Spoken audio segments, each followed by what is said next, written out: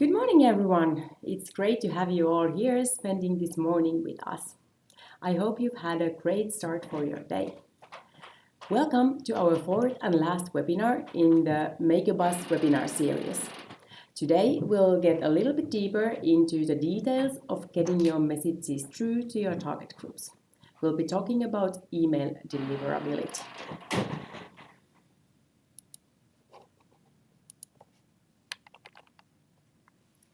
My name is Sariola, and I'm going to be one of your hosts today. I work as a customer lead here in IDPBN.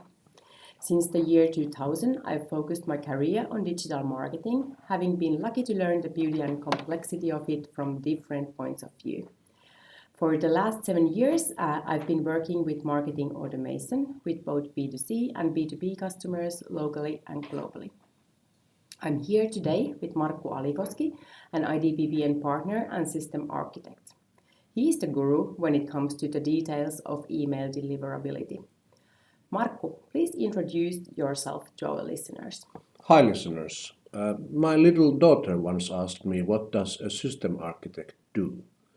I replied, Daddy helps people and computers to work together so that the computers take care of all the boring tasks, letting people to concentrate on the funnier stuff.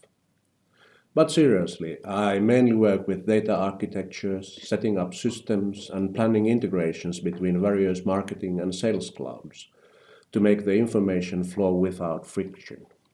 The technical side of email deliverability is a big part of any customer's marketing cloud setup, and it has to be done right from the beginning. Thank you, Markku. We work mainly with global B2B customers. We are a one-stop shop for all your marketing needs, from demand generation to marketing automation and integrations, top of funnel, middle funnel, and bottom of funnel. Here you can see the agenda of our webinar. We'll walk you through the topic of email deliverability and explain what it consists of. You'll get familiar with the terms like email bounces, complaints, blacklists, spam traps, engagement, and DNS. At the end of the webinar, we will have time to answer your questions, and you are free to send them in already while we are talking via the chat box.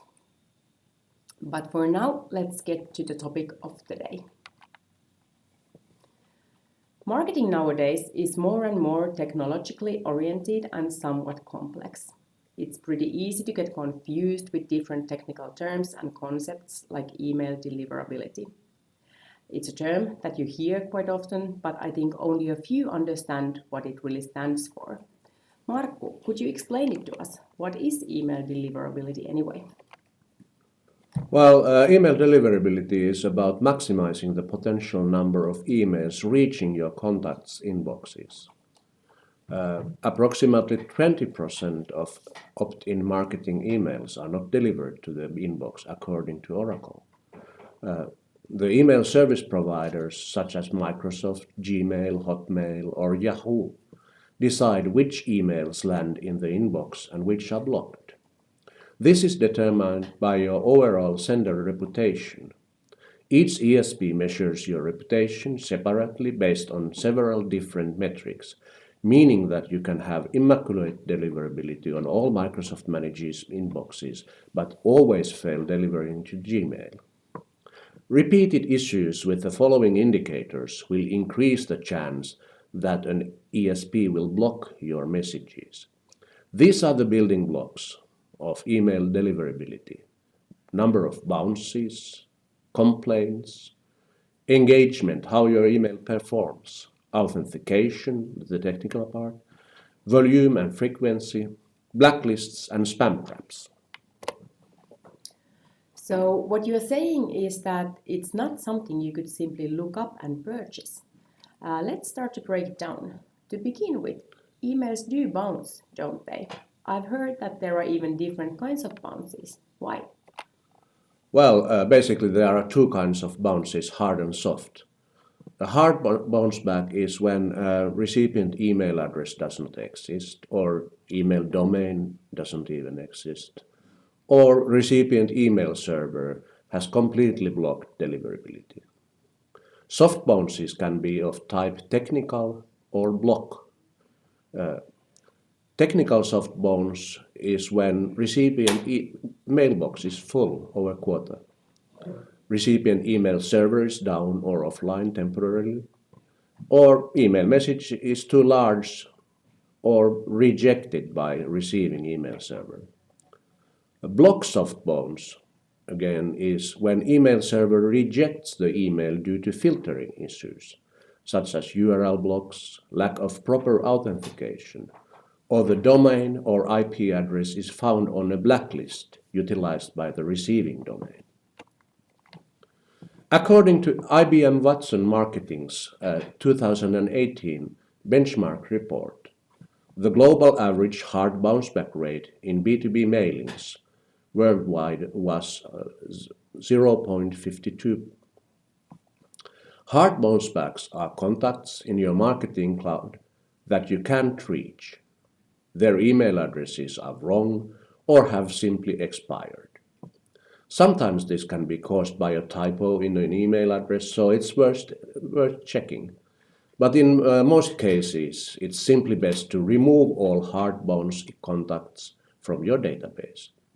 Most marketing cloud systems don't attempt to send to email addresses that have hard bounced, but these contacts are still taxing your license, so deletion is the best practice.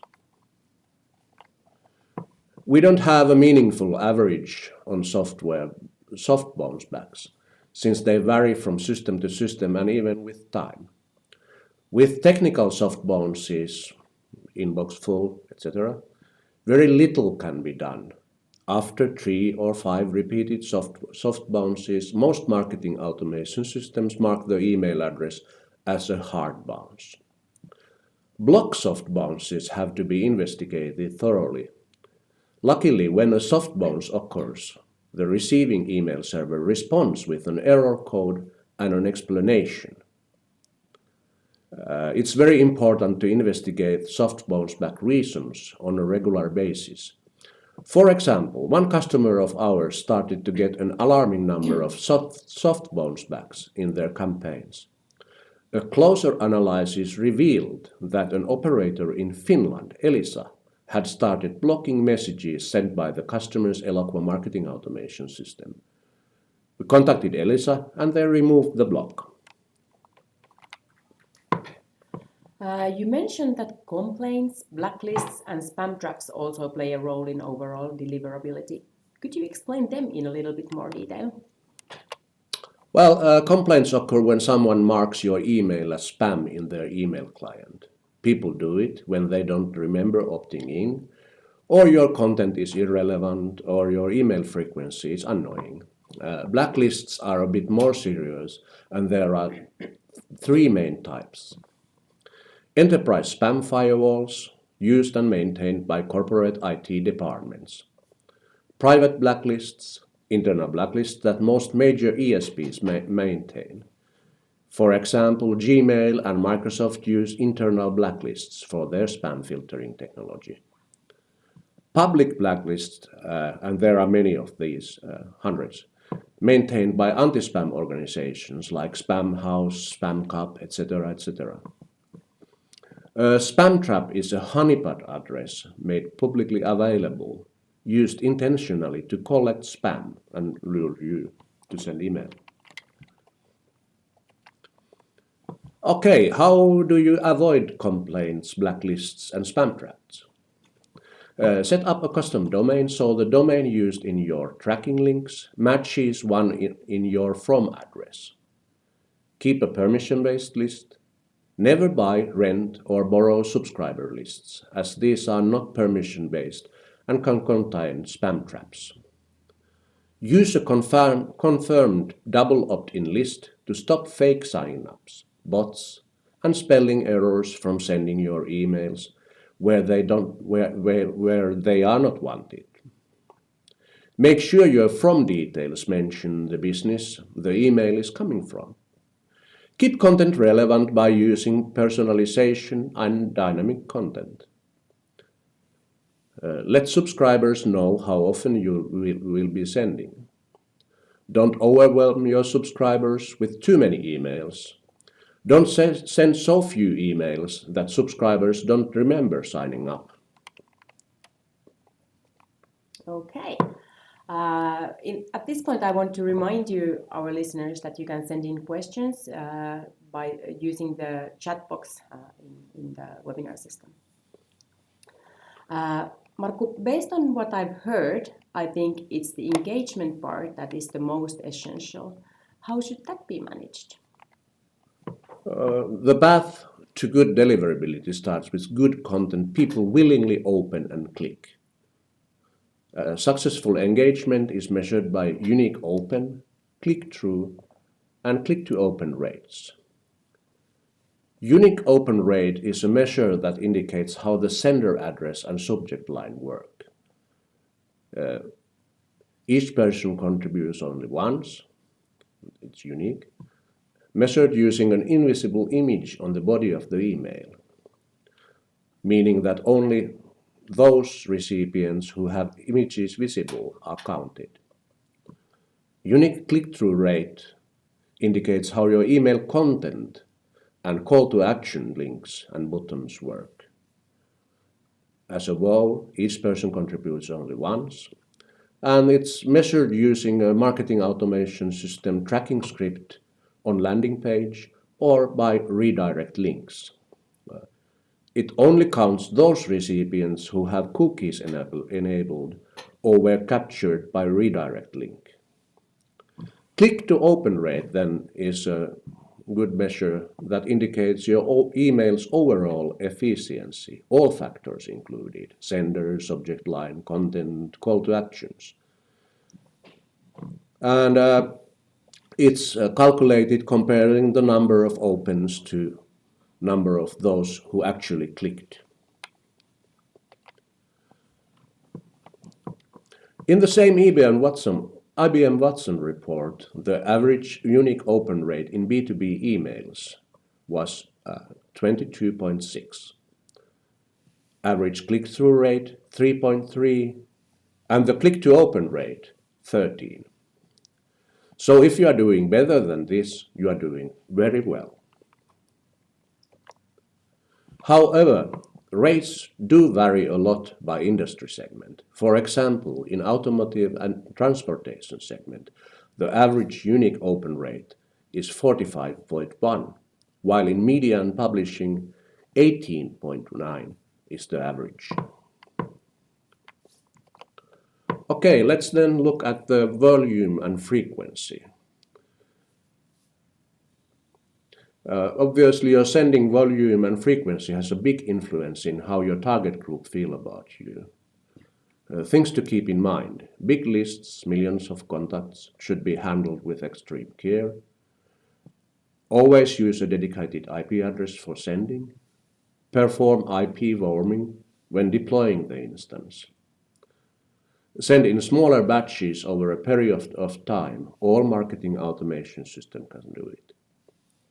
Use machine learning optimized sending. This is a quite interesting new thing starting to appear in advanced automation systems, and it can really improve your rates. This means that, for instance, Markku gets his emails delivered when the machine thinks he will best open these, so it's personalized. That was interesting. Now let's talk a bit about technology. There are some technology standards you must meet to gain good deliverability, right? Yes. When your email authentication is correctly configured, the receiving email servers are convinced that you, the sender, are who you say you are. The technical part uses the domain name system, DNS, which is a public registry of domains. It's like a phone book of internet. Because only your IT can modify your DNS records, it can be trusted. The key methods of email authentications used today are sender policy framework, domain keys identified mail, and domain-based message authentication reporting and conformance. SPF, DKIM, and DMARC. Sender policy framework record consists of a list of IP addresses that are authorized to send email from that domain. So when the receiving email server looks up your SPF record in your DNS, it can confirm that, okay, this mail is coming from you. Domain keys identification mail, DKIM, is a cryptographic signature-based method to authenticate email senders. And this is very hard to spoof because it's encrypted. And DMARCs standardizes how email receivers perform email authentication using the SPF and DKIM mechanisms. It can be used to detect if somebody is sending out spoofed emails pretending to be you. For hard-to-reach audiences like investment banks, use of DMARC can make a big difference. And finally,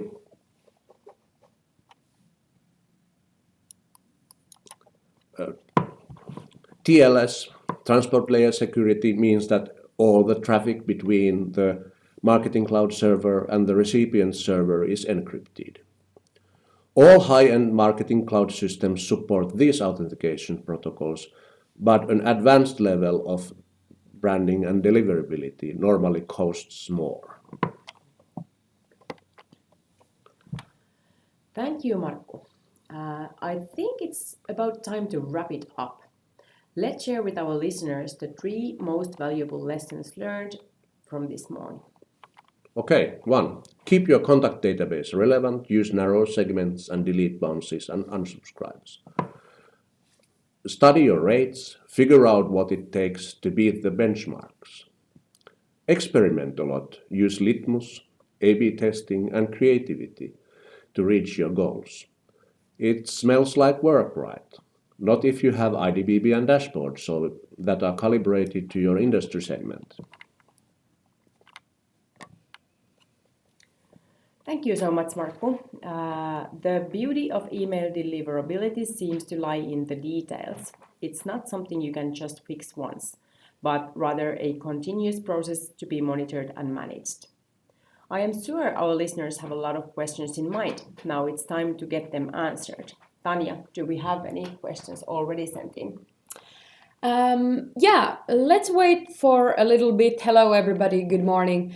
Let's give a few minutes for the listeners to type in your questions. And in the meanwhile, we could actually, for those who have some feedback for our webinar, please go into this URL and give us some feedback on how you felt it went today. But for the others, please send in your questions, and we will wait just a few minutes so that the questions will come in. And hey, it's worth sending in your feedback because all participants will enter into an Amazon gift card draw. So the lucky winner might be you.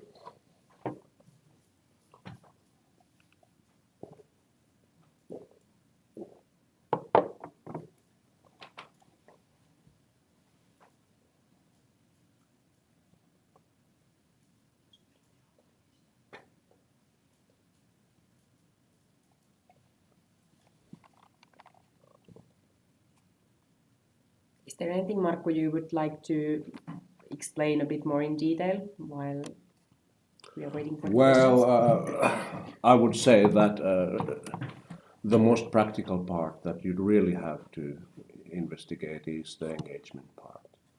Because how people open and how they click, ISPs are really notifying this. If nobody opens your emails or your emails bounce a lot, you will get worse and worse deliverability. And that's also something you can do by yourself. So it's about the quality of the emails and quality of the lists you are sending to. Yes, exactly. Yeah, so we actually received a question. The question is how, if we're thinking about how often you can send emails, is there any rules on on how many emails you can send or how often. What should you think about there?